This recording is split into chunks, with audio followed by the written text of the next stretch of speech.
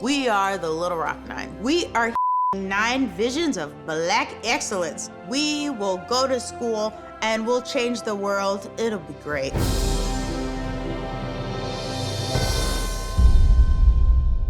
Hello. Today we're going to talk about the Scopes monkey trial.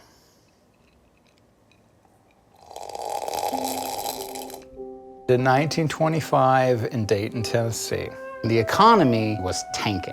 George Rapelier was a lawyer. One day, he saw an open letter in the newspaper. The ACLU, which is a new organization, offers to represent any teacher that wants to challenge the new Tennessee state law that forbids the teaching of evolution. This gives George an idea.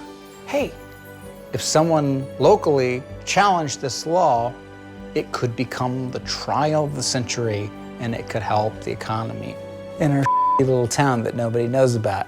George Rapelier, who I want to call Appleyay because it's the only way I can remember his name. Apple, yay! But his name is Rapelier. Right. Don't call him Appleyay. Okay, I call him Rapelier. So they pitched this idea to John Scopes of the Scopes monkey trial. Isn't it terrible that there's this law? You're a science teacher. Yeah, I'm a football coach. I'm a football coach. I also teach a little science. And I personally believe in evolution. The ACLU, they hire the greatest defense attorney probably ever, Clarence Darrow. Public schools should teach science and facts. That's what I think.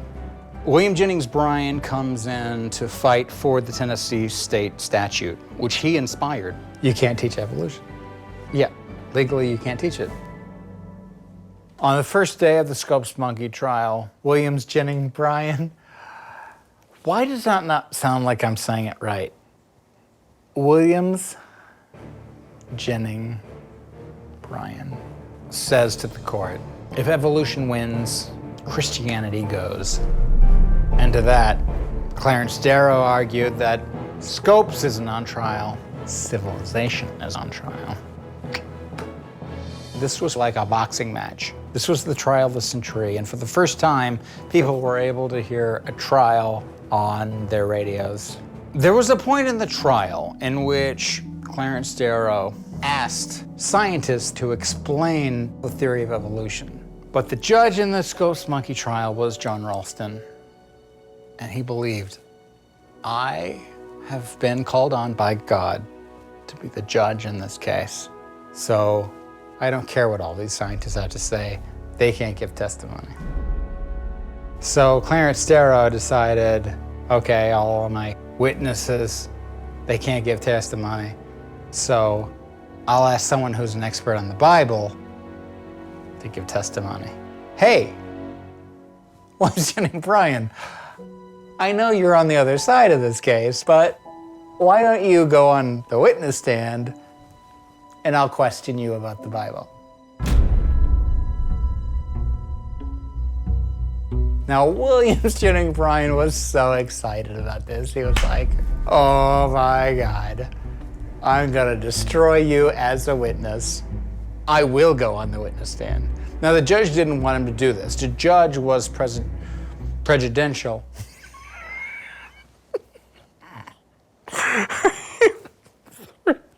When Clarence Darrow puts William Jennings Bryan on the Bible, he asks, do you believe all the stories of the Bible literally? And the first answer of William Jennings Bryan is yes. The Bible is literal. I believe in it literally. And then asking him specific questions. Where did Cain's wife come from? He made Adam and Eve, and then all of a sudden there are other people and Cain finds a wife. Where did Cain's wife come from? William Jennings Bryan gets flustered and says, well, I leave that up to you agnostics to find out. That's all Clarence Darrow needed. So you're not interpreting the Bible literally. Clarence Darrow goes on to destroy William Jennings Bryan on facts. Are you still spinning, or how do you feel? Well, I'm dizzy. Mm-hmm. I feel weird. I feel like I think I know where I'm going, and then I get utterly confused about where I thought I was going. Nope. gonna get Facebook responses for this. This was the complete destruction of Williams Jennings Bryan. And Williams Jennings Bryan looks like a fool. But Williams Jennings Bryan knows I have the most amazing closing argument to make. So the entire country listening to the radio agrees Clarence Darrow just mopped the floor with Williams Jennings Bryan. But Williams Jennings Bryan has the most amazing closing argument to make. Unfortunately for him, Clarence Darrow also knows that he probably has a pretty amazing closing argument. So when the judge asks, Clarence Darrow says, I don't want to make a closing argument. By law, Williams Jennings Bryan now cannot make his closing argument. He was like, you scumbag. You know what a f***ing scumbag you're being right now. He was just humiliated, and now he can't even make the closing argument he's been working on for the entire trial. Because he knew that, at least in the minds of those listening to the trial on the radio, he had won. And that's all he wanted. Because he knew he was going to lose. He wanted to lose so that a higher court could decide on this bigger law. 6 days after the trial, Williams Jennings Bryan died. And the press reported that Williams Jennings Bryan didn't die of diabetes. He died of a broken heart. You think they were right? No, I think he died of diabetes. Perfect ending. Hey everybody, I'm Amber Ruffin, and I'm here to talk about the Little Rock Nine. I can't reach you. I got you. Oh, you got up. One more Do nine. it again. We're gonna celebrate. One more All nine. right. Papu. Our story starts in Arkansas. Little Rock, to be specific. It's 1957. The Supreme Court has just ruled in the case of Brown versus the Board of Education that separate is not equal. So their local NAACP went out to the black community and found 9 kids to go to Central High School, the premier high school in Little Rock, Arkansas. So these kids are like, we are the Little Rock Nine. We are 9 visions of black excellence. We will go to school and we'll change the world. It'll be great. So then the governor of Arkansas, Orval Faubus, finds out that these kids are planning to integrate. And this bitch, Orval Faubus, you can fart all you want on Fartbus. Anyway, Orval Faubus was like, hey, if these kids integrate, the streets will run red with blood. Orval Faubus is a bitch.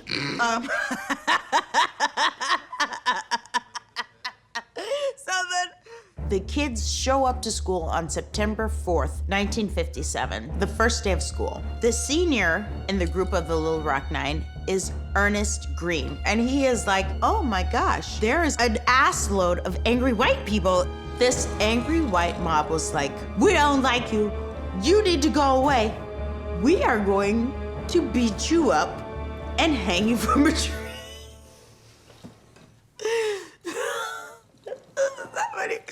Meanwhile, on the other side of school, Elizabeth Eckford, the 9th of the Little Rock Nine, is like, oh, I'm here all by myself. Oh my God, there's a huge mob of white people. This is terrifying. They're yelling and they have signs and they're shouting shit. And they are like, hey, you're white. I mean, I'm white and you're black. So that means I don't like you. So she gathers herself and this girl is G'd up, face stone cold, and walking through these people who wanna pick her up and break her in two, just walking through like a G. And she sees the Arkansas National Guard. They must be here to help me, she thinks. She quickens her pace and she goes, hey, these white people are trying to kill me, please save me. And they like block her entrance. They are letting other white students in. And she's like, what is the deal? You are the National Guard. If anybody needs to be guarded, it's me here now. So she leaves school. She sits down at the bus stop and the white people are surrounding her and they're like, we don't like you. You are poopy. She waits several minutes for the bus. The bus pulls up and she is like, thank God I can finally get out of here. This isn't the last I will see of you, but also can I just get a education? So, that was the first attempt, and they lost. So, attempt number 2. They regroup, they go at it again in a week. They all got together this time, and they all entered school at the same place at the same time. The Little Rock police force escorts the children into school, and they say, hey, look, let me catch you out on the street any other day, and then who knows what, but today we'll take care of you. They escort the children into school, and they hold the line so that the crazy, angry white mob does not act a fool. But the angry mob, they break through the police line and goes into the school, and they're like, we hate black people so much, we're coming in this school to snatch you out. So the cops are like, so they get away in the nick of time because these people are so angry that they beat up cops and push them out of the way so they could get to these children, white people. So they go to their houses. These kids are now like, oh man, there's nothing we can do. I feel very discouraged. All these white people are extra crazy. They're very mad. Ernest Green turns to the group and he says, you know what, we need to continue through to school because all of these white people are going to think we are to be with. We absolutely can't give up. So, ba-ba-da-doo, that story of the crazy white people of Little Rock, Arkansas finds its way to Eisenhower. And he is like, this shit is embarrassing. These white people are my shit up. How dare these people think that they can use mob mentality to overrule?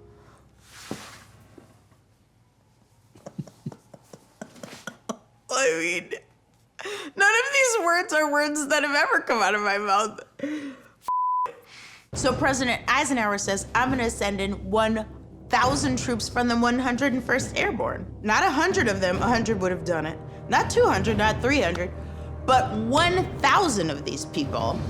The Little Rock Nine arrive at school together, and the 101st Airborne is there. And they say, hey, look, we are going to take care of you today. We're gonna take care of you today. We're gonna take... Beep. Where were we? Oh, okay, so they were like, we're gonna take care of you today. They escort the children into school. They are holding back the crazy white people. So the Little Rock Nine is like, this is the shit. We did it. We win everything. Hooray for us. So they go into school, but once they get into school, they realize, oh shit, now we have to deal with these children. These white children are like, aha, you finally made it into school. Now you belong to us. We're gonna beat you up every chance we get. She's like, why? And they're like, we don't know exactly why we hate you. We just know that it's something our parents have handed down to us, and so we're just acting in what we believe are their best interests. And Elizabeth is like, well, I don't know that that is their best interest. Maybe if you just get along with me. And they're like, no! These children give the Little Rock Nine hell for a whole year. And these little babies are being the blacketiest black that ever blacked, and it is blackening up my soul. Okay, so Ernest Green graduated, and he was like, oh, thank God, these people almost killed me. So Ernest Green walks across the stage, grabs his diploma, looks out in the audience, and sees Dr. Martin Luther King. Ernest was like, oh my God, that is Dr. Martin Luther the King. He's like, these people almost killed me, but I did it. Isn't this crazy? And then Dr. Martin Luther King was like, well, there's nothing else you have to do because you've already gone through it. Good job. Look at my nails, they're so beautiful. Hi, hi, so pretty.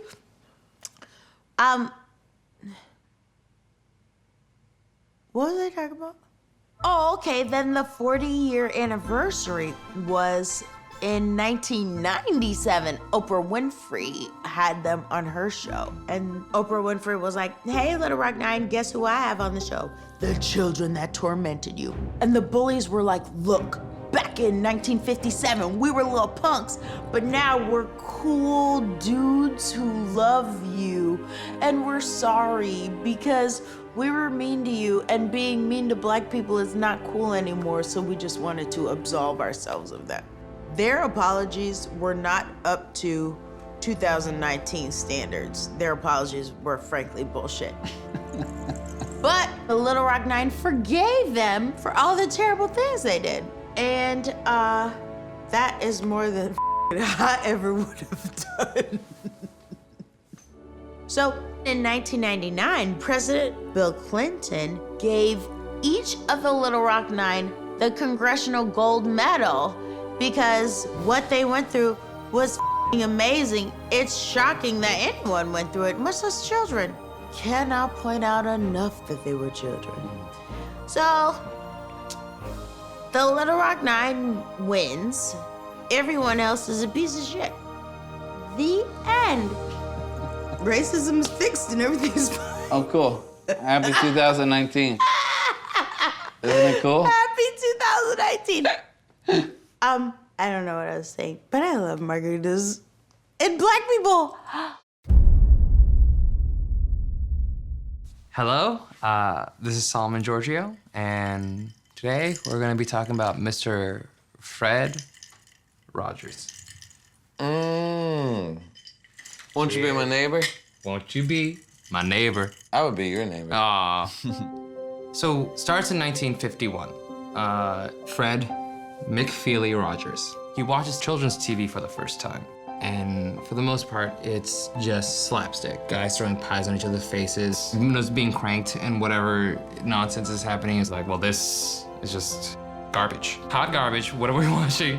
And he's like, I want to do this, but I want to do it for the kids. And he actually got a job at NBC. But they were like, we got to do commercials, cigarettes, alcohol made out of cigarettes, Yeah. all that fun stuff. Let's make the kids like this. And he just got fed up, was like, this is not good enough for me. I gotta go back to Pittsburgh, off Pennsylvania, and see what I can do. I can't believe Mr. Rogers would swear. Oh, I'm pretty sure he was like, gosh darn, flim flam, ding dang, gobbledygook. We gotta go back to Pittsburgh, HE double hockey sticks, Pennsylvania. They get back to Pittsburgh, and he starts working with WQED. He gets an opportunity to have his own show, and he's like, oh, that sounds wonderful. Do you have any money? And they're like,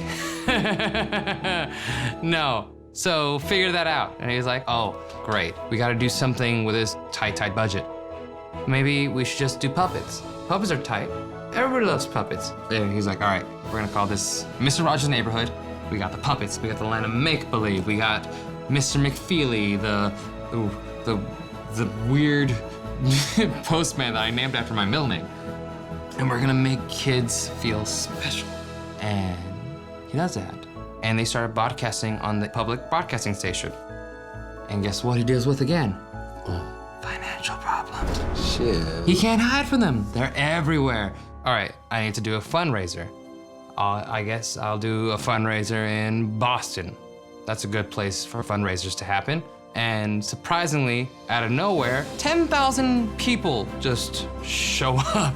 10,000? 10,000 people. And that piqued the interest of our president at the time, Mr. Lyndon B. Johnson, who honestly, dope as hell.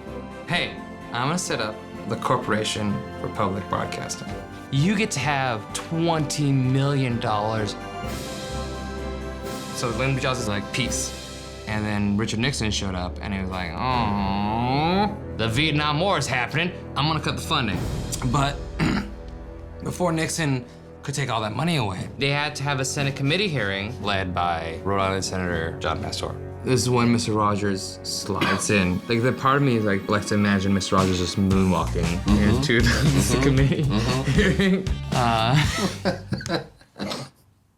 Mr. Rogers was like, this is what we do. We look at kids and go, hey, you are legit a person, and you have an importance in this world. Also, your imagination is a brilliant thing that you have going on in your head, and we should develop it in this great, insane way.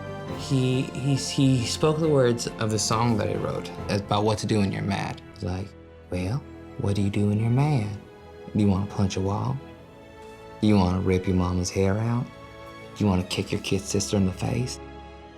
Well, how about you just sing this precious little song instead? And John looked at him and was like, I am a rough, hard armadillo of a human man. But you gave me goosebumps. You gave me spine chills. They were like, we get it. What you do is wonderful. You deserve this $20 million. We were dumb for even bringing you here, Mr. Rogers. That day, PBS was legit saved. They weren't losing any funding. They were like, you are legit. The greatest thing to ever happen to television. You're doing such a great job. Kids are the best, and you're the best, and never stop. If it wasn't for what Mr. Rogers did that day, there would have been no Sesame Street, there would have been no Lamb Chops Play Along, there would have been no Reading Rainbow. It just, the list goes on and on and on and on and on. He left behind several decades of some of the best children's television programming ever in the history of not only television, but the whole world. Humanity. Humanity. To PBS. To PBS. Mr. Rogers. And the good of humanity. Amen.